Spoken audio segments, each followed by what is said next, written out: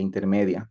Es muy importante, parte de la formación de todos los médicos, es muy importante ir actualizándonos y autoeducándonos con cursos, con masterados, con diplomados, para poder mejorar día a día nuestra formación.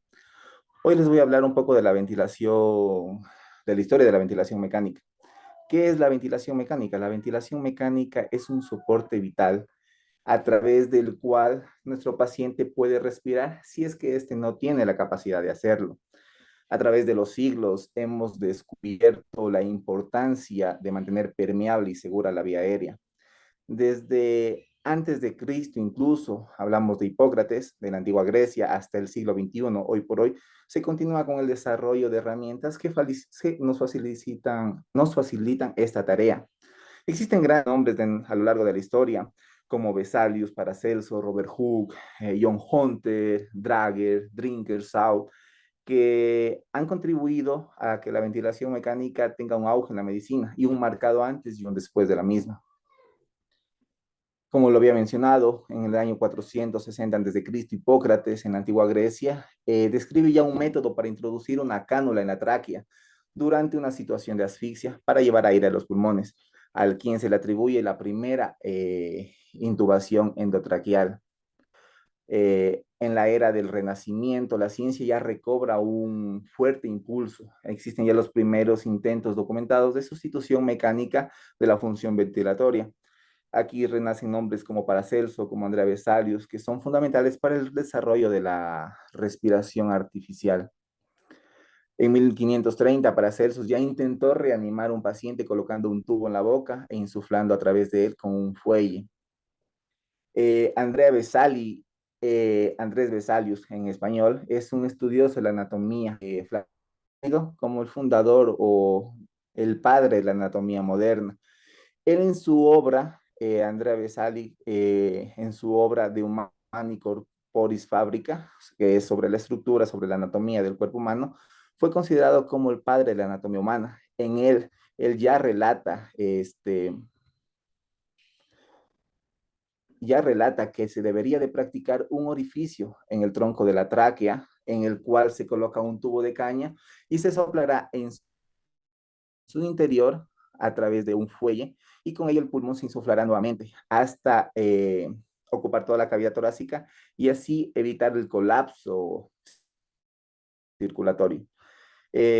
Vesalio ya describió lo que conocemos hoy en día como ventilación mecánica, lo que entendemos ya como ventilación mecánica. A él se le atribuyó ya la primera traqueostomía realizada en animales. ¿Qué es lo que hacía Vesalius? ¿Qué es lo que se ve en la imagen? Que conecta la tráquea de un animal, de un perro, con una cánula fabricada con un tubo de caña y con un fuelle, que es este aparatito que podemos ver acá en la imagen más grande, para insuflar aire dentro de los pulmones y poder mantener con vida al animal.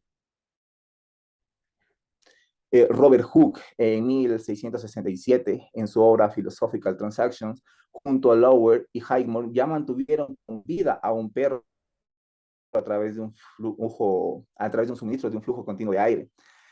La idea desarrollada previamente por Galeno, por Hipócrates, varios siglos antes, fue llevada a cabo por estos científicos, por estos padres de la medicina, gracias a que los conocimientos de anatomía, de fisiología, fueron apareciendo a lo largo del tiempo. Eh, Smile en 1763 ya logró colocar un tubo metal flexible en la tráquea y utilizó su propio aliento para poder producir los movimientos respiratorios del tórax. John Hunter ya inventa un sistema de doble entrada, de doble vía de entrada y de salida de aire. Charles Kitty colocó válvulas ya en los fuelles con una capacidad de 500 ml, lo que conocemos hoy en día como el volumen tidal. Recordemos, el volumen tidal no es una cantidad, un volumen de oxígeno que yo le voy a poner a mi paciente al azar, sino se lo debe de calcular mediante ciertas fórmulas.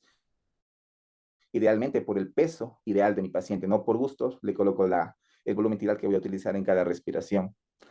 Daciel en Escocia ya fabricó un dispositivo que consistía en esta caja hermética que podemos ver aquí, donde se introduce el cuerpo, la cabeza queda afuera, utilizando la presión externa había mayor presión externa en el exterior y la presión negativa en el interior provocando movimientos respiratorios. A él se le atribuyó lo que conocemos hoy en día como los ventiladores tanque. En el siglo XIX, Phil y J. Dewey ya construyeron los primeros respiradores a presión positiva accionados por el pie. Como podemos ver aquí en la imagen, un médico a través de este aparatito, al hacer presión sobre él, insufla aire y con lo cual vamos a provocar y vamos a producir los movimientos respiratorios en nuestro paciente. Rudolf Eisenmenger en el año de 1900 creó lo que conocemos como el biomotor. Construyó un respirador que lo utilizó principalmente en voluntarios sanos, que cubría la cavidad abdominal y la porción inferior del tórax anterior con una caraza, una especie de escudo, para poder provocar mediante presión negativa movimientos respiratorios y así producir la respiración de nuestro paciente. Sauerbruch en 1904, un cirujano europeo muy importante, él ideó una cámara de presión negativa para evitar el colapso pulmonar que se producía al abrir el tórax. En años previos a su descubrimiento de la cámara de presión negativa, ya experimentó con animales, colocándolos en una cámara de presión negativa y evidenció que al mantener esa presión negativa evitaba o disminuía el colapso de los pulmones. Esto tuvo gran auge y gran importancia porque cuando la tuberculosis pulmonar hacía estragos entre la población, la posibilidad de operar sobre el pulmón permitió salvar muchas vidas.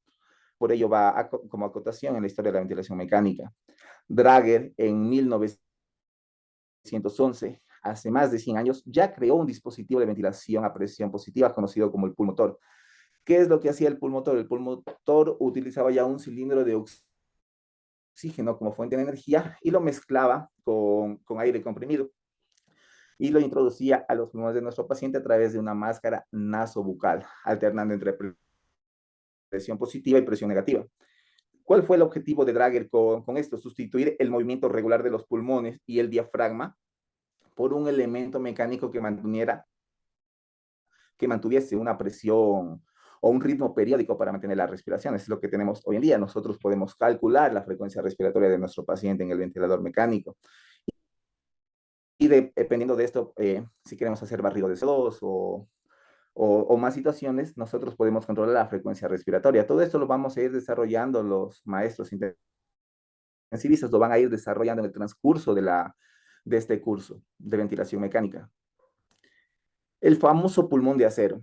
Philip Drinker principalmente, junto con Shout en 1929, ya tenían el pulmón de acero. Previamente ya lo habían utilizado en el Children's Hospital de Boston, donde hicieron ya las primeras pruebas en humanos. Pero ¿dónde tuvo su auge el pulmón de acero? Tuvo su auge cuando tuvimos la pandemia por la poliomielitis.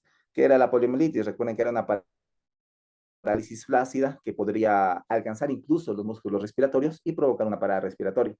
Entonces, a los pacientes afectados por la poliomielitis los introducían en este pulmón de acero que a través de una presión negativa podía ejercer y podía provocar los movimientos respiratorios de nuestro paciente.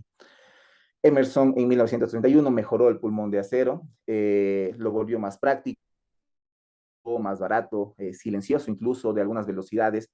Su forma incluso varió, incluso ellos crearon un pulmón de acero donde solo se introducía el tórax y la cavidad abdominal, dejando las extremidades inferiores fuera de la misma.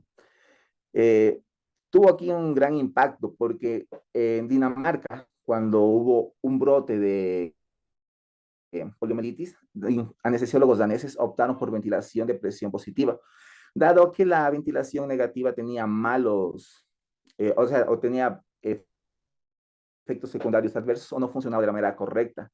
Aquí se empezaron ya a crear los primeros estudios donde nos indican que la presión positiva incluso era hasta 70 veces mejor que la presión negativa que generaban estos.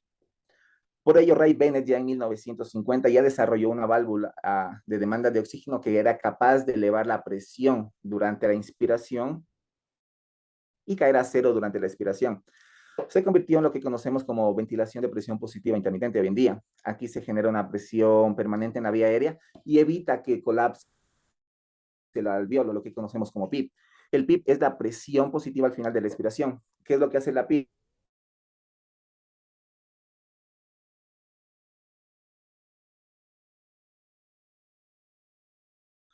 Como decía un compañero, 5 puntos de PIP y un vasito de agua no se le niega a nadie. Recuerden que la PIP podemos usarla generalmente para patologías no respiratorias, una PIP de 5 y patologías respiratorias, como lo que tuvimos recientemente en la pandemia por COVID-19, en el síndrome de distrés respiratorio agudo principalmente, usábamos PIPs incluso más altas que nos permitían mantener al alveolo incluso más abierto de lo normal. Todo esto ya lo vamos a ir desarrollando en el transcurso del curso.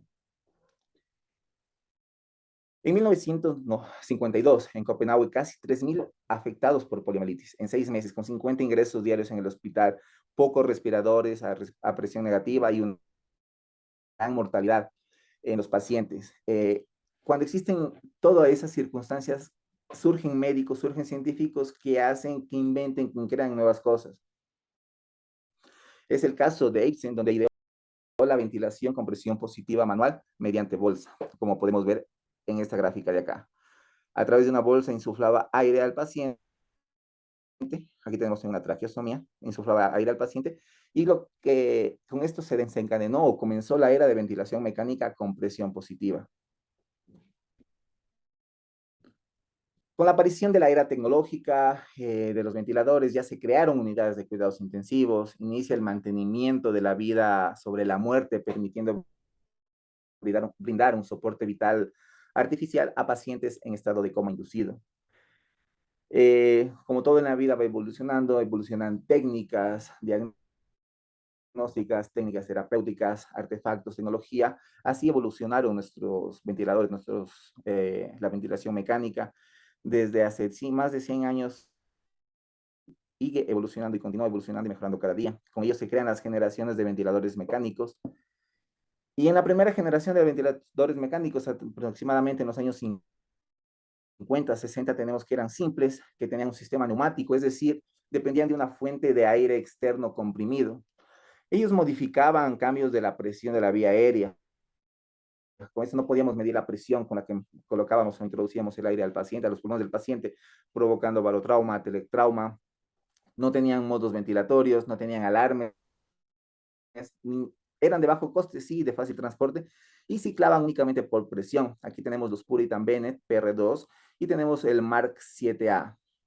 Eh, eh, los de segunda generación que aparecían principalmente en los años 70, tenemos el MA1 Puritan Bennett y el 0900C Siemens, tenemos en estas dos gráficas. Importante reconocer con estos que eran de alto costo y pesados, pero estos ya incorporaban un sistema blender. ¿Qué es el sistema blender? Tenían mezcladores externos de aire y de oxígeno. Tenían ya un sistema de alarmas que tenía luces, incluso colores. Ya se agregó la modalidad volumen a estos ventiladores y aparecieron nuevos modos ventilatorios como el SIMP, el CPAP, la presión soporte, y utilizaban o podían utilizar principalmente o solo oxígeno o mezclado con aire. Los de tercera generación aparecieron principalmente en los años 80. Aquí tenemos el Pneumovent Graph o el Servo 300 de Siemens. Esos ya eran controlados por microprocesadores. Con ello podíamos desarrollar o tenían, mejor dicho, nuevos modos ventilatorios. Ya tenían pantallas donde podíamos ver curvas, gráficos, ondas. Teníamos ya válvulas solenoidales, sensores de flujo, sensores de presión. Ya no ciclaban únicamente por presión y volumen como las generaciones anteriores, sino ya teníamos un ciclado por tiempo, por flujo. Y los mezcladores de aire y de oxígeno ya eran internos dentro de los ventiladores. Tenían mayores controles de seguridad y sistemas de alarma incluso más potentes. Los de la cuarta generación van aproximadamente de los años 90 al 2005. Tenemos el de Hamilton, el Vela, que el Vela es el que tenemos principalmente en la mayoría de los hospitales de nuestro país. Ellos ya incorporan una ventilación mecánica no invasiva. Son sí más versátiles, presentan su compresor interno, tienen mayor modos ventilatorios, permiten medir la presión de la vía aérea, el plató, el driving pressure, permiten medir. Por ejemplo, el Hamilton es un ventilador donde no es necesario realizar ya maniobras, sino el propio ventilador nos da estos parámetros del plató, del driving pressure, que vamos a aprender más adelante. Ya tenía un sistema táctil, era su fácil traslado porque tenía ya rueditas, podíamos trasladarlo de un lado a otro. Y los de quinta generación que ya aparecen a partir del 2005 hasta el momento, aquí tenemos el FlexiMag Max. Estos ya tienen una ventilación flexible con el paciente, ya empieza la ventilación mecánica inteligente. Ellos pueden calcular variables de ventilación, ellos ya pueden iniciar incluso el weaning respiratorio desde la primera conexión al paciente. Con ello evitan hasta un 40% la iatrogenia por manipulación, es decir, evitan que provoquemos atelectrauma, barotrauma. Ya tienen incluso integrado un autoajuste de acuerdo a la patología pulmonar. Es muy importante también esto porque al tener una ventilación mecánica inteligente podemos grabar incluso hasta 250 horas de ventilación, las últimas 200 a 250 horas de ventilación de nuestros pacientes, y con ello ver cómo vamos progresando, cómo ha sido el destete y todo eso para nuestro paciente. Les puse esta gráfica acá para que comprendamos y entendamos que la era tecnológica va avanzando día a día, pero no por ello ellos dejan de ser aparatos, dejan de ser máquinas. La persona que las programa, que está ahí al lado del paciente, que le da el calor al paciente, somos nosotros, somos los humanos. Que no se pierda eso, que no damos mucho de las máquinas. Y nosotros somos quienes procesamos, quienes pensamos y quienes programamos para que nos ayuden a poder ayudar a aliviar a nuestro paciente. Bueno, eso sería parte de lo que sea la ventilación mecánica, una historia, una reseña a forma de narrativa, más bien cómo fue evolucionando la ventilación mecánica, de soplar por un fuelle, de ventilación mecánica negativa, de ventilación mecánica positiva, ir progresando poco a poco para el beneficio de nuestros pacientes. No sé si tienen alguna duda, alguna inquietud.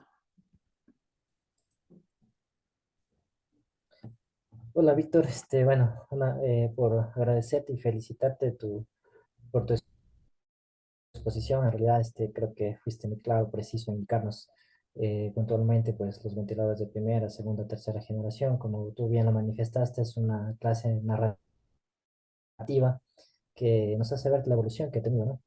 Nosotros como entes de la medicina, pues creo que siempre debemos estar en una actualización constante porque las cosas que probablemente vemos hoy, en el transcurso del siguiente año, 2 o 3 años, pues va variando, ¿no? Entonces, a la larga, el médico es un profesional que se encuentra en constante formación. Y generalmente esto se vio muy visible en el tema de los ventiladores mecánicos con el tema de la pandemia, ¿no? En la pandemia, pues bueno, nos tocaba desempolvar esos ventiladores que los teníamos arrinconados ahí y que no los utilizábamos en condiciones normales, pero que por la circunstancia que todos vivimos y que